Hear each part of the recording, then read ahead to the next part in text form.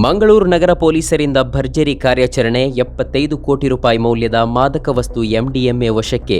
ದೇಶಾದ್ಯಂತ ಎಂಡಿಎಂಎ ಮಾರಾಟ ಮಾಡುತ್ತಿದ್ದ ದಕ್ಷಿಣ ಆಫ್ರಿಕಾದ ಮಹಿಳಾ ಪ್ರಜೆಗಳಿಬ್ಬರ ಬಂಧನ. ರಾಜ್ಯ ಪೊಲೀಸ್ ಇತಿಹಾಸದಲ್ಲೇ ಗರಿಷ್ಠ ಪ್ರಮಾಣದ ಮಾದಕ ವಸ್ತು ವಶಕ್ಕೆ ಪಡೆದ ಕಾರ್ಯಾಚರಣೆ.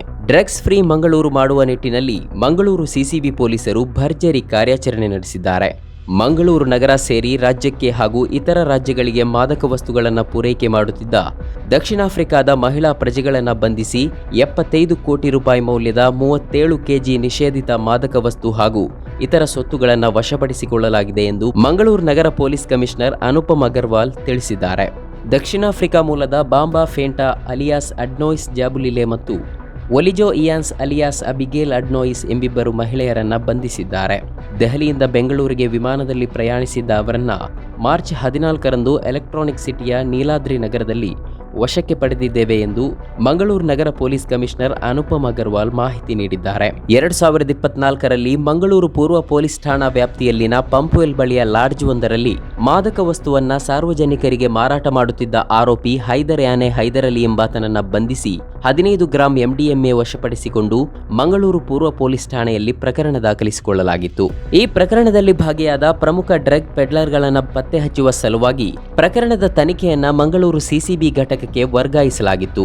ಮಂಗಳೂರು ಸಿಸಿಬಿ ಪೊಲೀಸರು ತನಿಖೆ ಕೈಗೊಂಡು ಪ್ರಕರಣದಲ್ಲಿ ಹೈದರ್ ಅಲಿ ಮತ್ತು ಇನ್ನಿತರ ವ್ಯಕ್ತಿಗಳಿಗೆ ಮಾದಕ ವಸ್ತುವನ್ನ ಪೂರೈಕೆ ಮಾಡುತ್ತಿದ್ದ ಪ್ರಮುಖ ಡ್ರಗ್ ಪೆಡ್ಲರ್, ಬೆಂಗಳೂರಿನಲ್ಲಿ ವಾಸ್ತವ್ಯವಿದ್ದ ನೈಜೀರಿಯಾ ದೇಶದ ವಿದೇಶಿ ಪ್ರಜೆ ಪೀಟರ್ ಎಂಬಾತನನ್ನ ಬಂಧಿಸಿ ಆತನಿಂದ 6 ಕೆಜಿ ಎಂಡಿಎಂಎಯನ್ನ ಈ ಹಿಂದೆ ವಶಪಡಿಸಿಕೊಳ್ಳಲಾಗಿತ್ತು ಎಂದು ಪೊಲೀಸ್ ಆಯುಕ್ತರು ಮಾಹಿತಿ ನೀಡಿದ್ದಾರೆ.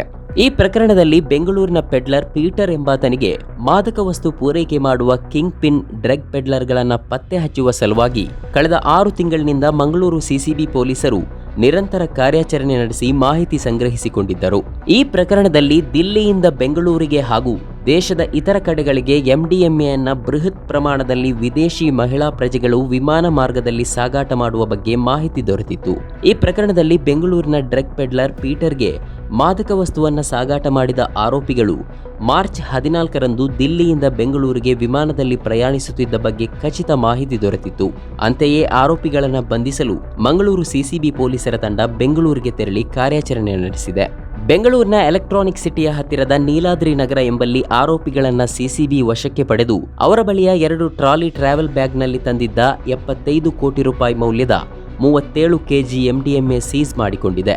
ಜೊತೆಗೆ 4 ಮೊಬೈಲ್ ಫೋನ್ಗಳು, 2 ಟ್ರಾಲಿ ಬ್ಯಾಗ್ಗಳು, 2 ಪಾಸ್ಪೋರ್ಟ್ಗಳು, 18,460 ರೂಪಾಯಿ ನಗದು ಹಣ ಹಾಗೂ ಇತರ ಸೊತ್ತುಗಳನ್ನು ವಶಪಡಿಸಿಕೊಳ್ಳಲಾಗಿದೆ.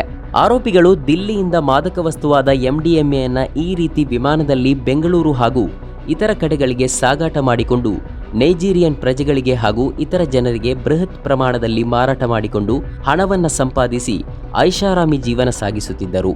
ಈ ಆರೋಪಿಗಳು ಕಳೆದ 1 ವರ್ಷದಲ್ಲಿ 59 ಬಾರಿ ವಿದೇಶದಿಂದ ದೇಶಕ್ಕೆ ಪ್ರಯಾಣಿಸಿದ್ದು, ಈ ಸಂದರ್ಭದಲ್ಲಿ ಎಂಡಿಎಂಎ ಸಾಗಾಟ ಮಾಡಿದ್ದರೆ ಎಂಬ ಬಗ್ಗೆ ತನಿಖೆಯಾಗುತ್ತಿದೆ. ವಿಮಾನ ನಿಲ್ದಾಣದಲ್ಲಿ ಇಷ್ಟು ಪ್ರಮಾಣದ ಎಂಡಿಎಂಎ ಸಾಗಾಟ ಮಾಡಲು ಸಾಧ್ಯವಾದ ಬಗ್ಗೆ ಪರಿಶೀಲನೆ ನಡೆಸಲಾಗುವುದು ಎಂದು ಮಂಗಳೂರು ನಗರ ಪೊಲೀಸ್ ಕಮಿಷನರ್ ತಿಳಿಸಿದ್ದಾರೆ.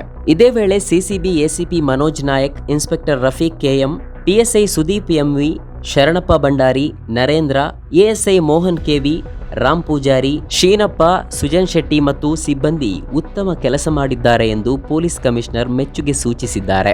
ಸುದ್ದಿಗೋಷ್ಠಿಯಲ್ಲಿ ಡಿಸಿಪಿಗಳಾದ ಸಿದ್ಧಾರ್ಥ್ ಗೋಯಲ್, ರವಿಶಂಕರ್, ಸಿಸಿಬಿ ಎಸಿಪಿ ಮನೋಜ್ ನಾಯಕ್ ಉಪಸ್ಥಿತರಿದ್ದರು. ನಮ್ಮ ಕಾರ್ಯಕ್ರಮಗಳನ್ನು ನೀವು ನೋಡ್ತಾ ಇದ್ರೆ ನಮ್ಮ ಚಾನೆಲ್ ಅನ್ನ ಸಬ್ಸ್ಕ್ರೈಬ್ ಮಾಡಿ, ಪಕ್ಕದ ಬೆಲ್ ಐಕಾನ್ ಒತ್ತಿ ನಮ್ಮನ್ನ ಬೆಂಬಲಿಸಿ. ಹಾಗೆ ನಮ್ಮ ಕಾರ್ಯಕ್ರಮಗಳನ್ನ ಲೈಕ್ ಮಾಡಿ, ಕಮೆಂಟ್ ಮಾಡಿ, ಅದನ್ನ ಬೇರೆಯವರಿಗೂ ವಾಟ್ಸ್ಆಪ್ ಮೂಲಕ ಶೇರ್ ಮಾಡಿ. ನೀವು ಹೀಗೆ ಮಾಡಿದಾಗ ನಮ್ಮ ಚಾನೆಲ್ ಮತ್ತಷ್ಟು ಜನರಿಗೆ ತಲುಪಲು ನೀವು ನಮ್ಮೊಂದಿಗೆ ಸಹಕರಿಸಿದ ಹಾಗಾಗುತ್ತೆ. ಇದು ನೀವು ಯಾವುದೇ ಖರ್ಚಿಲ್ಲದೆ ಕೆಲವೇ ಸೆಕೆಂಡುಗಳಲ್ಲಿ ನೀಡಬಹುದಾದ ಸಹಕಾರ. ಧನ್ಯವಾದಗಳು.